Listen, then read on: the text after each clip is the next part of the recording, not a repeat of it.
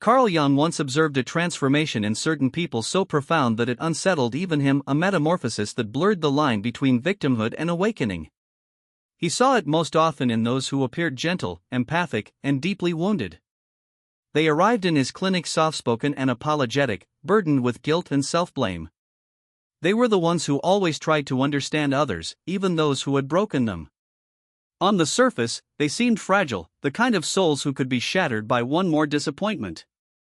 But Jung, who had spent his life studying the depths of the human psyche, began to notice that behind their pain, something was taking shape, something powerful, deliberate, and quietly dangerous. For years, these empaths had lived as emotional shock absorbers for everyone around them. They had taken in the rage of alcoholic parents, the betrayal of unfaithful partners, the indifference of friends, and the chaos of dysfunctional families. They became the stabilizers of their social systems, the ones who kept peace while slowly disintegrating inside. They blamed themselves for the cruelty of others and learned to apologize for simply existing. But Jung began to realize that this constant exposure to emotional violence didn't only wound them, it trained them. Each empath he met seemed to share a strange kind of awareness. Beneath their sadness, they carried an extraordinary ability to perceive. They didn't just feel others' emotions, they analyzed them. Every argument, every silence, every flicker of expression became part of a mental pattern they were unconsciously assembling. They had become, in a way, expert observers of the human soul. While they seemed powerless, they were actually gathering data, psychological data, about how people function, how love becomes control, and how vulnerability can be turned into a weapon. Jung noticed that many of these individuals kept a mental record of every person who had hurt them. They knew their abusers' triggers, their insecurities, their fears, and the exact words that could make them unravel. They had cataloged emotional behaviors with the precision of scientists. But what was even more striking was that they never used this knowledge. They carried it silently, locked away, until something inside them broke, until the point came when enduring pain was no longer possible. That breaking point, Jung wrote, was never a descent into chaos, it was an emergence. When the empath reached that inner threshold, something ancient and intelligent awoke within them. Their perception sharpened. The people who once controlled them suddenly became transparent. The manipulations they used to justify became obvious. The guilt that had kept them bound dissolved. Jung described this as the moment of shadow integration, when the empath stops denying the darker parts of themselves and begins to understand that within their pain lies immense power. These people were no longer victims. They were awakened observers, what Jung might call individuals who had united their light and their shadow. Their kindness was no longer submission, it was choice. Their silence was no longer fear, it was focus. They had mastered the emotional terrain that had once enslaved them. And when they finally turned that awareness outward, they could see through deception as if it were glass. They could sense truth in a world built on masks. Jung was fascinated and disturbed by what he saw. He realized he wasn't studying broken minds but evolved ones, souls who had gone through the dark night of pain and emerged with a kind of intuitive intelligence that couldn't be taught. Their genius wasn't in logic or theory, but in what could be called emotional archaeology, the art of digging through the ruins of suffering to uncover the psychological patterns beneath human behavior. In one of his reflections, Jung hinted that these awakened empaths were evidence of something greater, an evolution of consciousness born out of suffering. They had gone beyond victimhood and stepped into mastery of the self. They had learned not to suppress their sensitivity but to wield it. The emotions that once made them vulnerable now made them wise. He found this transformation both inspiring and terrifying because it revealed how close pain and power truly are. The same heart that once begged for love could, once awakened, stand completely alone, calm, aware, and unshakably strong. So when people see kindness and assume weakness, they misunderstand what they're looking at. They are not seeing a fragile person. They are seeing someone who has walked through emotional fire and learned to read souls. They are seeing a consciousness forged in empathy and sharpened by pain. Jung's work reminds us that the kindest people are not naive. They are the ones who have seen the world's cruelty and still chosen to remain open. They are not unarmed, they simply know when not to fight. And when the time comes, when their awakening demands it, they become something few can predict and even fewer can understand, kind hearts with warrior spirits, the awakened ones who see everything. Carl Jung once said that the most unsettling thing he ever witnessed in human nature was not madness, but awakening. It happened in people no one ever suspected of being powerful, the quiet ones, the empaths, the souls who carried everyone's pain while apologizing for their own existence. They entered his office trembling, their eyes full of exhaustion and heartbreak. They spoke softly, often blaming themselves for the cruelty they endured. But over time, Jung began to see something extraordinary unfolding behind their sadness, something sharp, luminous, and deeply intelligent. These weren't fragile people who broke under pressure. They were observers, silent collectors of truth. For years, they had lived in emotional war zones, alcoholic parents, narcissistic partners, manipulative friends, and unstable families. They had survived not by fighting back but by watching, analyzing, and adapting. Their minds became finely tuned instruments of perception, recording every micro-expression, every tone shift, every silence that hinted at deceit. While others reacted, they observed. While others forgot, they remembered everything. To test what he was beginning to suspect, Jung conducted an experiment. He began inviting his colleagues, doctors, psychologists, and scholars into his sessions with these empathic patients. He offered no background information about them. The patients were told nothing. Then Jung would ask, "What do you notice about this person?" What followed was beyond explanation. Within minutes, these so-called fragile souls could describe a stranger's childhood traumas, the kind of relationships they had, their professional insecurities, and even their hidden fears, with uncanny precision. When Jung later compared their observations to the real histories of his colleagues, the accuracy was astonishing, above 95%. His hands trembled as he wrote his notes. These people weren't psychic. They weren't mystical. They were simply seeing what others refused to see. Their attention was a kind of superpower, quiet, relentless, microscopic. What the world called intuition, they experienced as data. Every twitch, every hesitation, every false smile was a signal. They were decoding human nature in real time, mapping emotional landscapes invisible to most. But this gift came with an unbearable cost. From childhood, society had told them that their perceptions were wrong. When they pointed out truths, lies in someone's story, manipulation in someone's behavior, they were told they were too sensitive, too dramatic, too emotional. They learned to hide their insight behind silence. They doubted themselves. They apologized for their clarity. And as they suppressed their truth, it didn't disappear, it accumulated, like pressure under the earth, waiting for one seismic event to release it. Jung realized that what most people called a nervous breakdown in these individuals was not collapse, it was eruption. It was the moment the dam of denied truth finally broke. He began to see a pattern in case after case. This transformation was always triggered by one thing: betrayal. Not a small betrayal, but one committed by someone the empath had trusted completely. It could be a partner's infidelity, a friend's deceit, or a family member's emotional manipulation.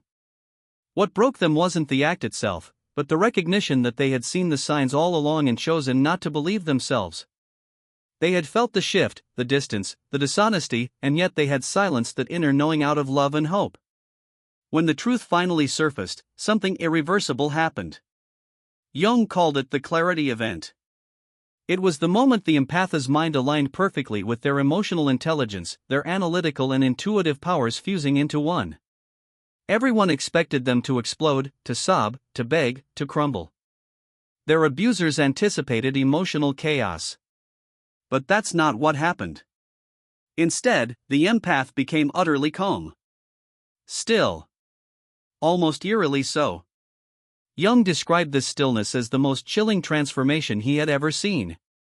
In that moment, the empath no longer operated from emotion, they operated from truth. They didn't lash out, they didn't scream. They simply began to speak. Slowly, deliberately, they unveiled everything they had seen and remembered: the lies, the inconsistencies, the hidden motives. They dissected behavior with surgical precision. Every manipulation, every betrayal, every covert cruelty was exposed, not with anger, but with clarity so pure it became terrifying. It was as if a mirror had been held up to the soul of their betrayer, one that could not be escaped or denied. Jung realized that these people were not victims discovering vengeance. They were awakened minds discovering power. What he was witnessing was shadow integration, the moment a person stops running from their darkness and instead merges it with their light. These empaths were no longer just feeling beings, they had become knowing beings. Their compassion was no longer submission, it was awareness. Their kindness, once mistaken for weakness, became the very foundation of their strength. From that point forward, they changed completely. They no longer begged to be understood. They no longer chased explanations or validation. Their silence turned from repression into command.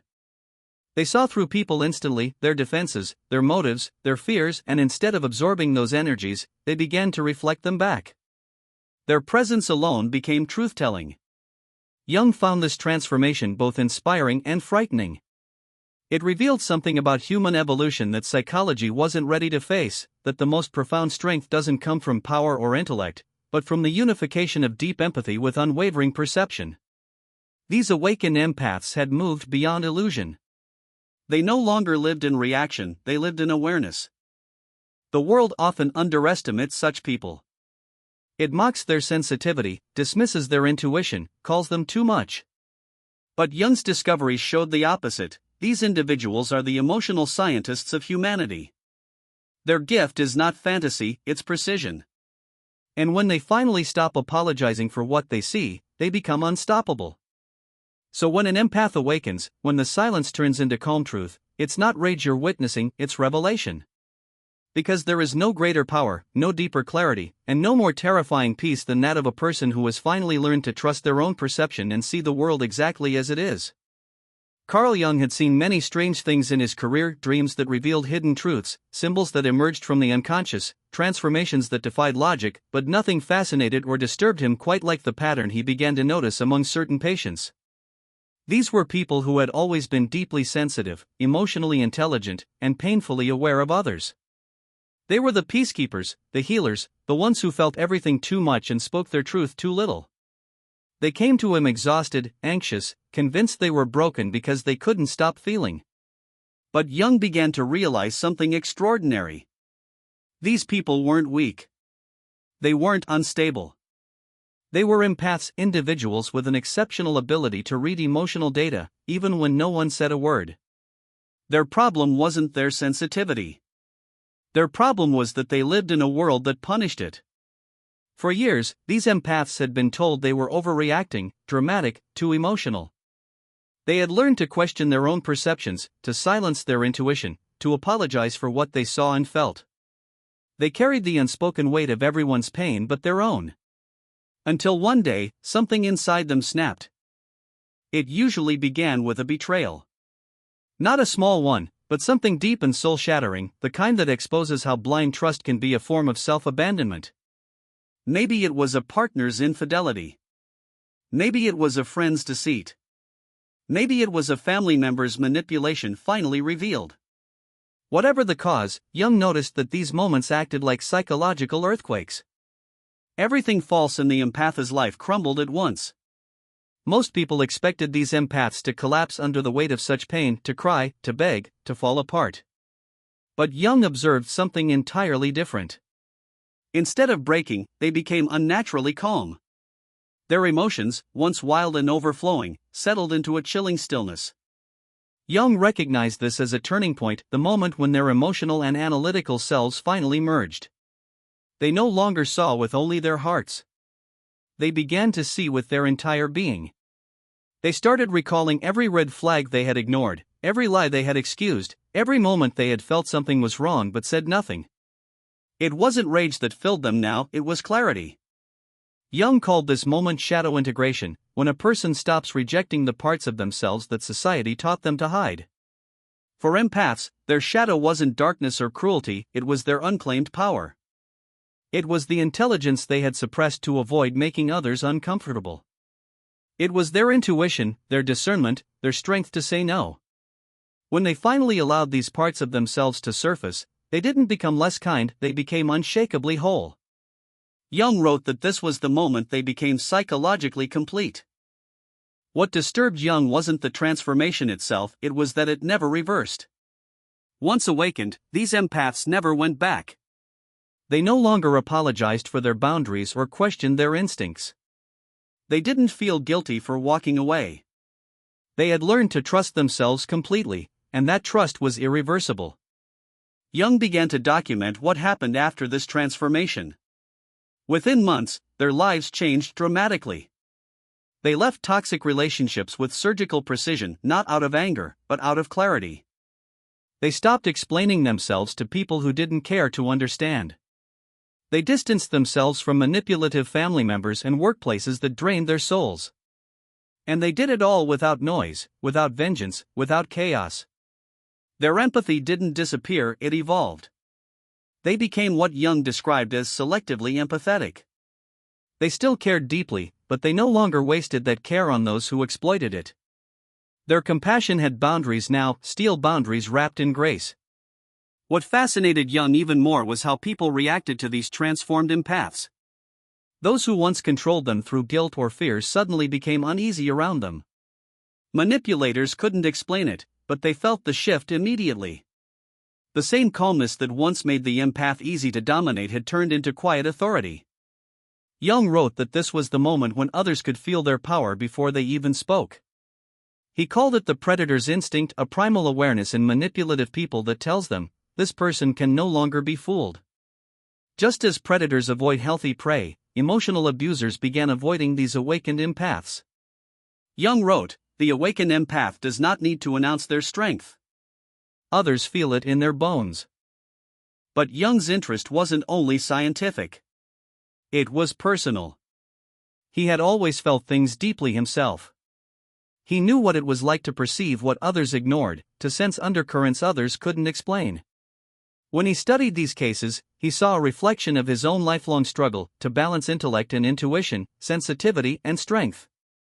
So he followed these empaths long after their initial transformation. What he discovered fascinated him even more: their success skyrocketed. They didn't just recover, they excelled. Their new clarity made them almost impossible to deceive. In business, they could read clients' true motives and needs before anyone else noticed. In relationships, they sensed dishonesty instantly. Their decisions, once clouded by overthinking and guilt, became laser sharp. They trusted themselves completely, and life responded in kind.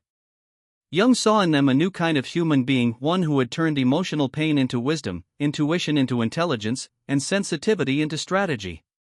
They were no longer the world's emotional caretakers, they had become its quiet architects.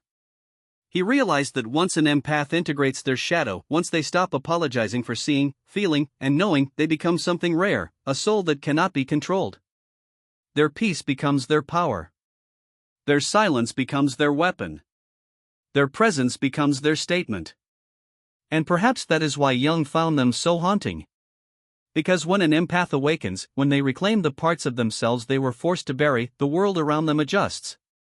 The manipulators retreat. The false friends fade. The noise quiets. What remains is a kind of strength that doesn't need to shout, a calm so steady it unsettles those who thrive on chaos.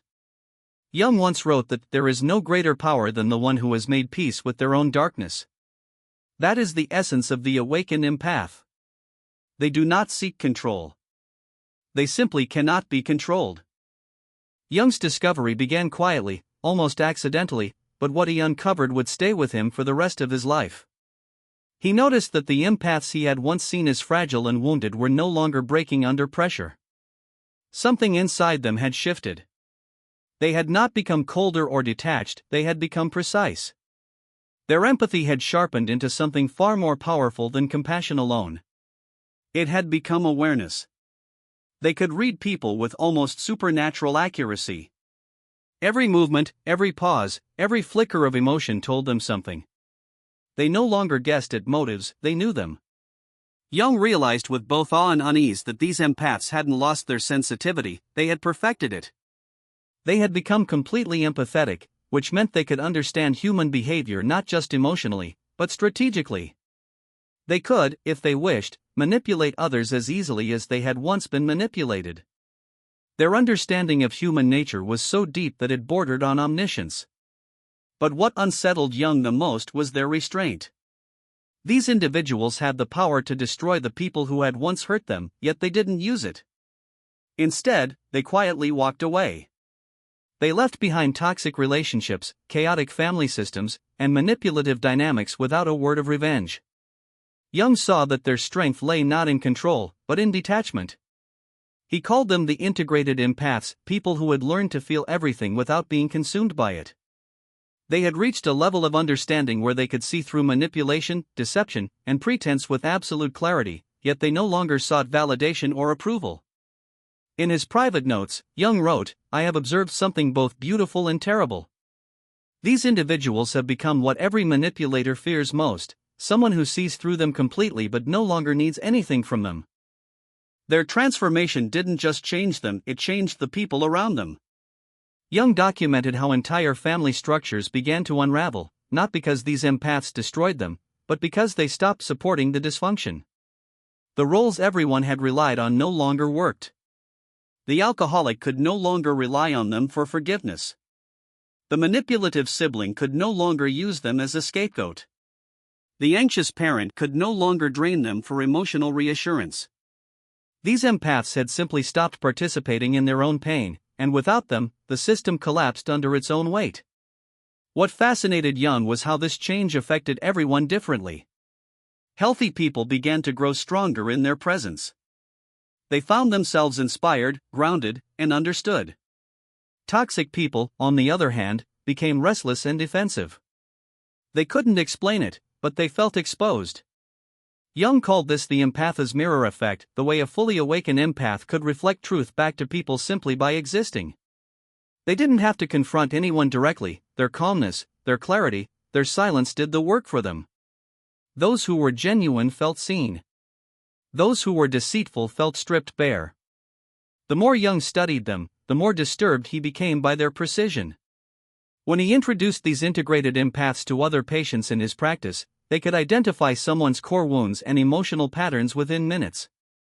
They knew what the person was hiding, what they feared, and what they needed to heal, all without being told a thing. Their accuracy rivaled, and sometimes surpassed, Jung's own clinical instincts. He began to wonder what this meant for the future of psychology. Could empathy, when fully developed, evolve into a kind of intuitive genius?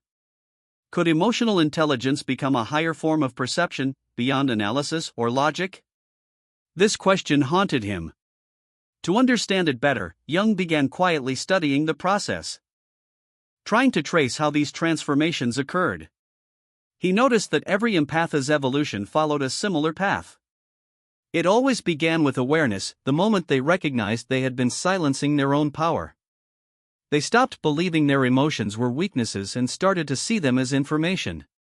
They realized that their sensitivity was not a curse but a form of data collection, an advanced internal radar for truth. Then came the merging, the point where they accepted both their light and their shadow. They stopped trying to be endlessly kind and started being real. They learned that compassion without boundaries becomes self-destruction, and that truth spoken softly can still be powerful. They began to act from balance rather than guilt. Finally, they entered the stage that Jung found most remarkable. Once they had integrated every part of themselves, they began using their empathy strategically. They became what he privately described as psychological architects, people who could move through human systems with precision and grace. They understood how emotions flowed through relationships, how manipulation spread through families, how honesty could transform entire environments. These integrated empaths no longer played the role of the victim because they could see manipulation long before it reached them. They didn't fight or argue, they simply anticipated, adjusted, and neutralized. Their awareness was their shield. Their intuition had evolved into intelligence. Jung knew he was witnessing something profound, perhaps even evolutionary. These individuals had turned pain into perception, heartbreak into wisdom, and sensitivity into power. They were no longer reactive, they were deliberate. No longer emotional sponges, they were emotional alchemists, turning suffering into insight and empathy into mastery. And as Jung watched them, he couldn't help but wonder if this was the future of human consciousness. A time when those who once broke under the world's cruelty would rise, not hardened, but illuminated. For in their silence, there was strength. In their sensitivity, there was precision. And in their empathy, there was power so vast that even Jung himself could only whisper about it in his private notes. When Jung first began documenting his cases of emotional trauma and transformation, he didn't expect to uncover something that would challenge the entire foundation of modern psychology. What he found among a small group of his patients, those he would later identify as empaths, was nothing short of revolutionary. These weren't fragile people, as most believed. They were people whose sensitivity had been weaponized against them by a world that didn't understand the depth of their perception. For years, these empaths had lived as emotional sponges, absorbing everyone else's pain while silencing their own. They were kind, gentle, and endlessly forgiving, but underneath that softness was exhaustion, resentment, and quiet rage. Jung saw a pattern begin to form. Something would happen, a betrayal, a deep emotional wound, a breaking point, and it would shatter their illusion of safety. But instead of collapsing, something extraordinary began to unfold. They didn't become cruel or closed off. They became clear. It was as if all the energy they had spent trying to please, fix, and soothe others suddenly redirected inward. Their empathy didn't disappear, it transformed. Jung realized he was witnessing what he called shadow integration, the moment an individual stops denying the parts of themselves they were taught to hide. For the empath, the shadow wasn't evil. It was everything they had suppressed: their intuition, their discernment, their intelligence, their strength. And when these hidden parts finally returned, the empath became whole. Jung described this transformation as psychological completion. These individuals no longer lived in emotional servitude. They began making choices with surgical precision. They didn't react, they responded. They didn't chase love, they attracted it. Jung was both fascinated and disturbed. These patients were not merely healed, they were changed. Permanently. They no longer returned to old habits of people-pleasing or self-doubt. They set boundaries without guilt. They trusted their perceptions completely. And perhaps most strikingly, they became immune to manipulation. Those who had once dominated them, narcissists, abusers, emotional exploiters, suddenly felt uneasy in their presence. It was as if the predator instinct in others sensed something: this one can see me now. Jung wrote that the awakened empath does not need to announce their power. Others can feel it in their bones. Manipulative people instinctively avoided them, like vampires avoiding sunlight. The transformation was not loud, but it was absolute. Over time, Jung noticed another fascinating pattern. These individuals didn't turn bitter or isolated. In fact, they became what he called selectively empathetic. They still cared deeply, but no longer indiscriminately. Their empathy had direction and intelligence. They gave to people who valued it and withheld it from those who tried to exploit it. Their compassion had matured into wisdom. In his private notes, Jung described them as the union of compassion and clarity. He called them the most psychologically powerful individuals he had ever met. But what moved him even more was what came next. After their transformation, these empaths naturally began to help others like themselves. They became mentors, healers, and quiet revolutionaries, teaching others how to integrate their pain rather than be consumed by it. Jung saw in them the beginnings of a psychological evolution, a new kind of human being capable of deep love without losing autonomy. Yet Jung also recognized a danger. Power without ethics could corrupt even the most gifted empath. A person who integrated their shadow but lacked moral grounding could become incredibly manipulative, using their insights to control rather than heal. To prevent this, Jung developed what he called the ethical integration model, outlining how true self-awareness naturally gives rise to integrity. He guarded this research carefully, hiding his most detailed findings across multiple journals, afraid that such knowledge could be misused if placed in the wrong hands. Near the end of his life, Jung reread his notes on these transformations. His words softened. He called these individuals balanced warriors, people capable of immense gentleness toward those who deserved it and unwavering strength against those who tried to harm them. They were living proof, he wrote, that it is possible to feel everything without being destroyed by it, see everything without becoming cynical, and love deeply without losing oneself. To Jung, this was not just healing. It was evolution. He realized that the empath's journey isn't about becoming tougher or colder, it's about becoming conscious. The goal isn't to stop feeling, it's to choose how and where to feel. The empath doesn't lose their heart, they gain a backbone. They don't shrink to survive, they expand into self-mastery.